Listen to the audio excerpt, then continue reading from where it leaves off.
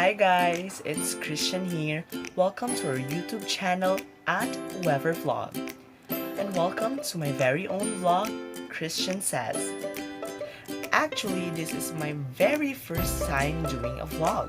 And I want you guys to have a sneak peek about me and my interests. But before going further, don't forget to hit like and hit the subscribe button below. So today we're going to talk about one of the common misconceptions about the Catholic faith. So some people argue that we Catholics commit idolatry because we worship Mary and the saints together with their images. But in order to understand, analyze, and to answer as well, this opposition, let us first divide it into two parts. First is that Catholics commit idolatry because we worship Mary and the saints. And second is that Catholics commit idolatry because we worship statues. Let us first answer the first part of the opposition. Do we really worship Mary and the saints? The answer is no. Because in Catholic theology, worship has two categories, veneration and adoration. Veneration has three subcategories, namely simple honors, dulia, and hyperdulia. Adoration, on the other hand, has only one subcategory, which is latria. The first subcategory of veneration is simple honors. It is a kind of veneration that is given to those people in higher ranking. Let's take, for example, His Holiness Pope Francis. Next is dulia. Dulia is a kind of veneration that is given to those people who, among all the normal people, was given distinction by Holy Mother Church because of the virtue they have shown in living a holy life. These people are whom we call the saints.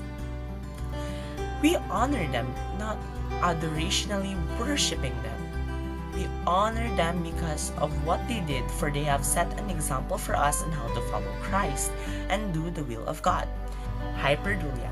Hyperdulia is a kind of veneration that only one person have it. It is our Blessed Mother, our Blessed Virgin Mary, because she is full of grace, she is the Mother of God, and she is the Queen because, according to Jewish history, because Jesus and Mary are Jews, the king has a queen, but that queen is not his wife. It is her mother. Her mother. So if we say that Jesus is the King of all kings and the Lord of all lords, then Mary is the Queen of all queens. Next is adoration, which has only one subcategory, which is latria. Latria is a Latin term for adoration itself. This category of worship is only given and is due to God alone. Why? Because this kind of worship is adorational, in which we worship, meaning to adore. So we adore God because of His great love for us and because of His greatness. So how about our images? Do we worship them? Now that falls into the second fold of the misconception. According to the Catechism of the Catholic Church 1192, images, it is intended to awaken and nourish our faith in the mystery of Christ. In the icon of Christ, it is He whom we adore. And it is the same as the icons of Mary and the saints. The difference is that we venerate them, not adorationally worshipping them. So, according to the Catechism, the answer will be no, we don't worship images. It is not thought to us to worship these images, as aside for what has to be done, as I have mentioned in the Catechism of the Catholic Church. So there are two terms for images, and one of these terms can be found in Exodus chapter 20 verse 4. The verse these people have against the Catholic Church or against us Catholics, namely, first is the pesel, which is idolon in Greek, idol in English, which represents things that were not true, according to 1 Corinthians 8:4. And this refers to gods and goddesses that weren't really true, like Nebo and Baal in Isaiah 46 one. The second Hebrew term for image is timuna, which is icon in Greek, which is a likeness or representation or simply an image. So what's the difference between pasel and temuna? The difference is that pasel is the one that God forbids in Exodus chapter 20 verse 2 to 5. The difference is that of their purposes. Pasel refers to gods that were worshipped adoringly by pagans, while timuna refers to the icon of holy people. It is an artwork.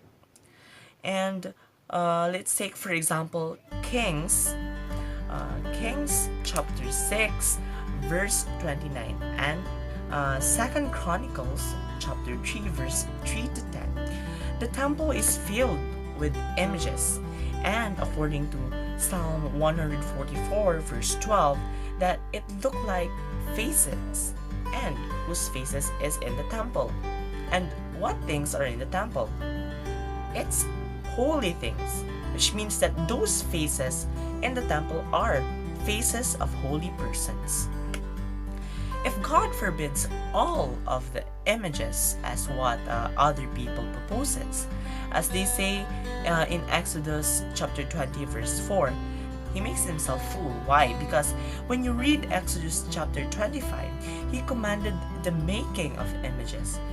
These images are the two images of cherubims on top of the adored, kneeled Ark of the Covenant, made of precious stone of gold. And we all know that that Ark of the Covenant is a solid gold, a precious metal, or made of created things. And of course, God is not like that, and he's not fooled. You make him fool if you say so that all images are forbidden, since he himself commissioned images to Moses. But this kneeling and prostrating or kissing a sign of worship? No. This can also be an act of reverence. If I say, I kneel and hold the Bible, does it mean that I worship the book? Of course, no. This is proved by Joshua chapter 7 verse 6. As we can read that where Joshua prostrates in front of the Ark of the Covenant.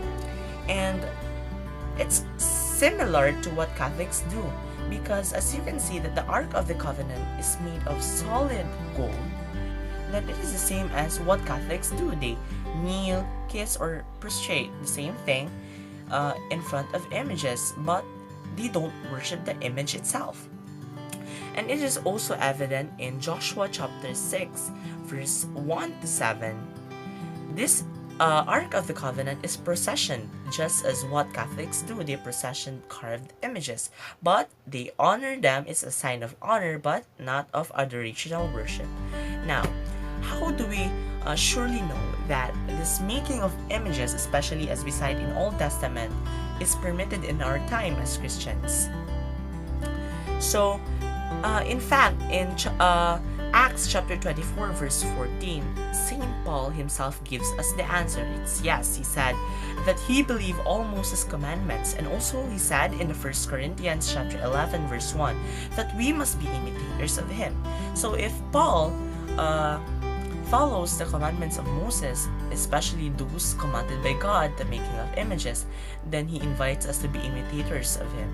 Then we can carve our images, but not adorationally worshiping them, but using them as means of veneration. And lastly, if Catholics venerate the saints, does it also mean that they venerate the images themselves? Not necessarily. We venerate the saints through their images, yes, but not the wooden or stone image itself.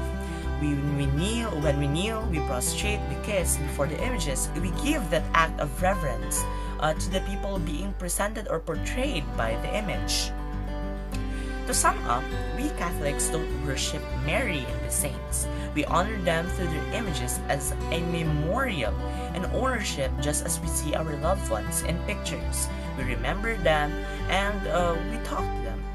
Kneeling or prostrating, etc. can be of different signs. It can be either the two categories of worship, adoration or veneration. In the case of the saints, through their images, we venerate only them.